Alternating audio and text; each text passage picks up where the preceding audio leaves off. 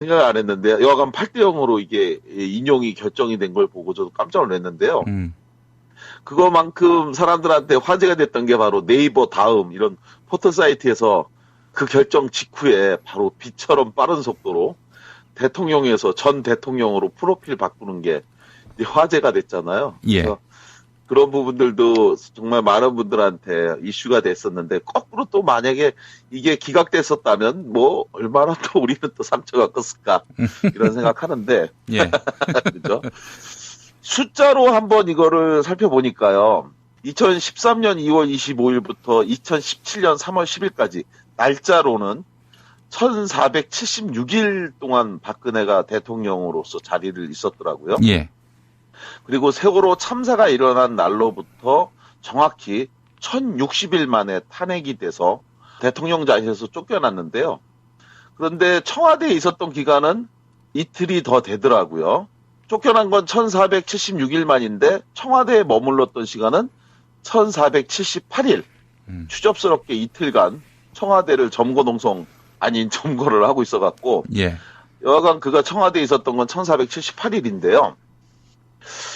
이런 상황에서 박근혜가 이제 파면이 되고 탄핵이 되고 나서 나가면서 어떤 예우를 받는지를 한번 좀 살펴봤습니다. 예.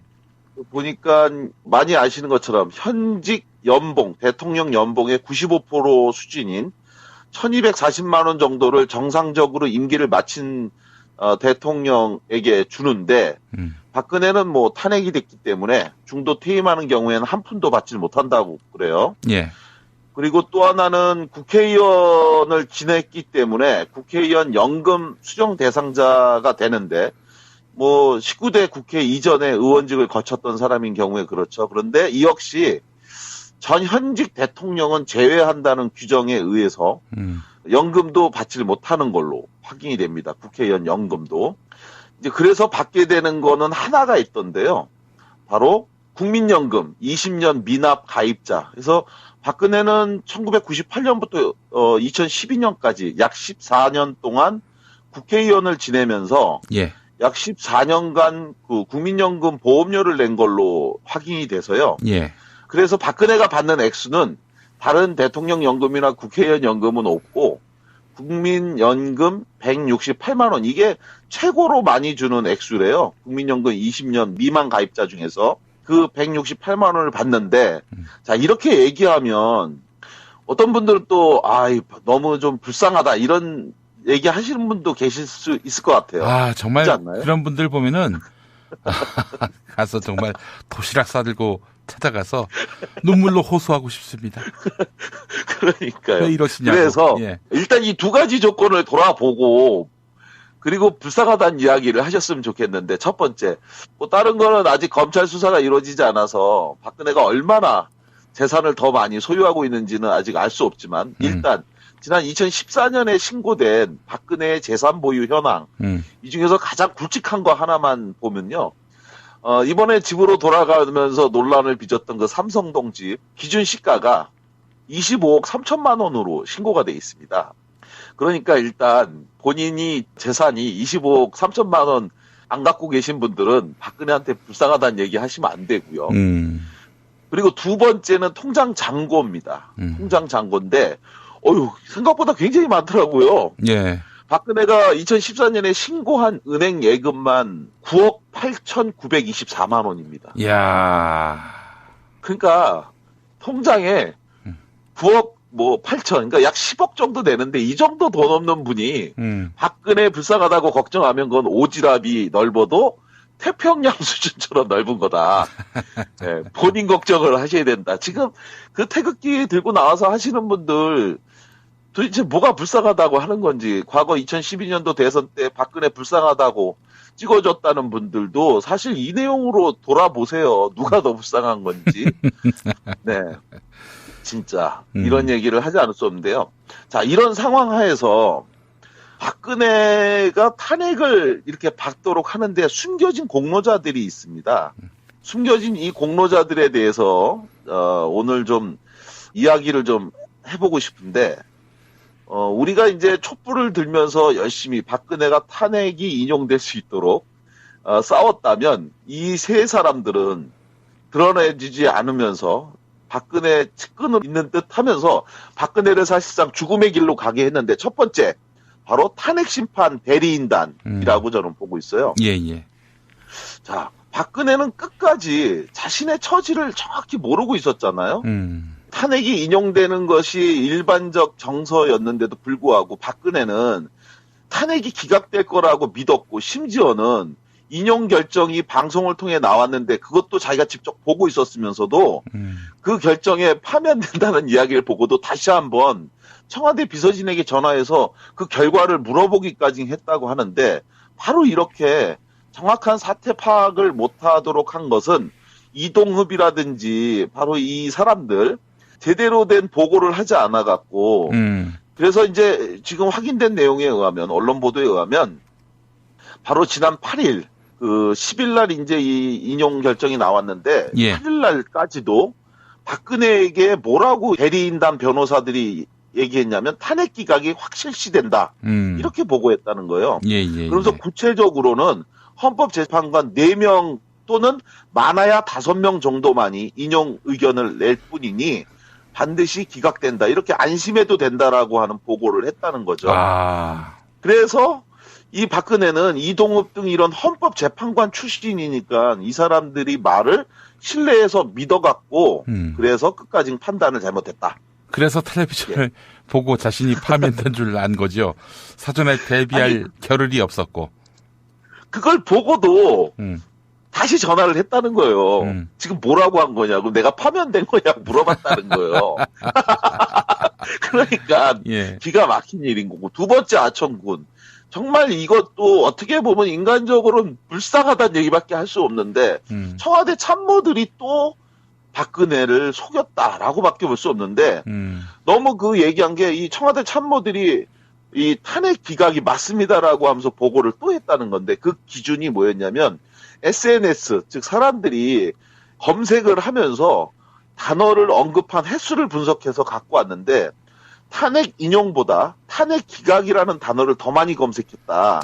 따라서 박근혜에게 우호적으로 여론이 바뀌고 있다. 이렇게 보고를 했다는 겁니다.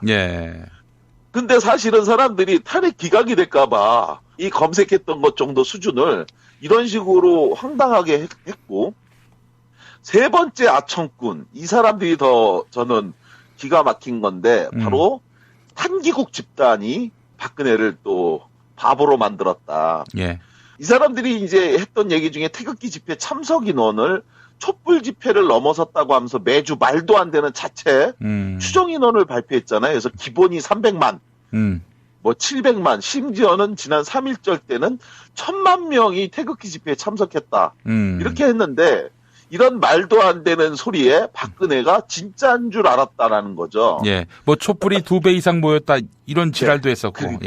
그러니까요. 그런데 어처구니 없게도 박근혜는 자신을 지지하는 국민들이 정말 탄기국 사람들이 주장하는 것처럼 300만, 700만, 1000만, 1500만 뭐 이런 식으로 많다라고 진짜로 믿었다는 거죠. 결국 이러한 새 이 집단이 박근혜를 지지한다고 했지만 실제로는 박근혜를 탄핵하게 만들었던 결과를 만들어냈다.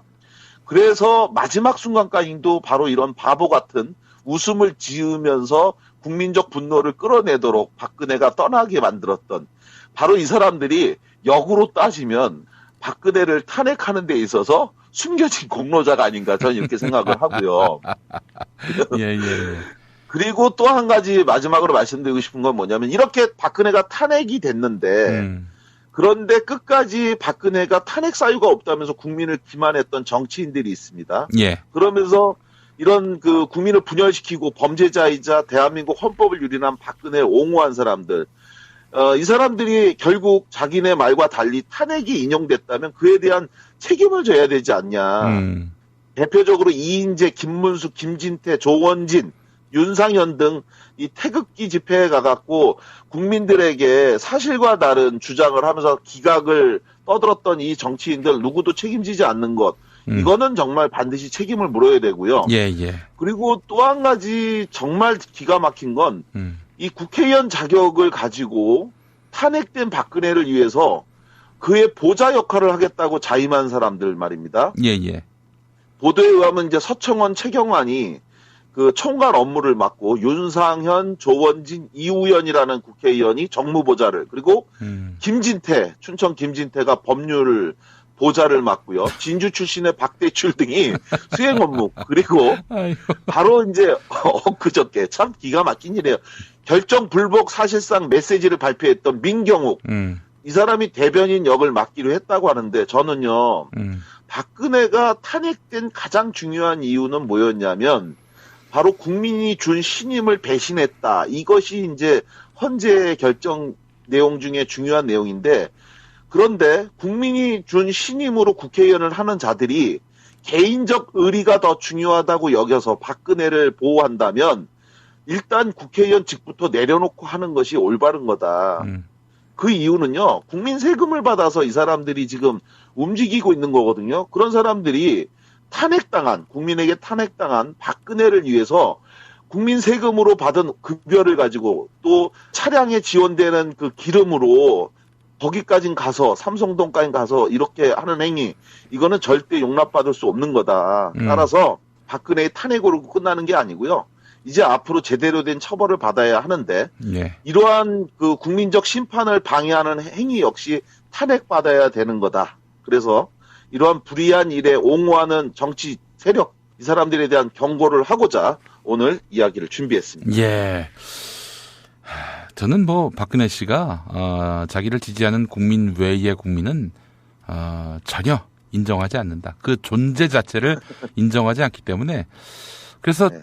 자기를 지지하는 국민에게만 메시지를 보내고 웃고 손 흔들어주고 그렇죠. 또 구조해 준다고 봅니다. 자기를 지지하지 않은 국민은 구조해 줄 필요를 못 느끼는 것이고요.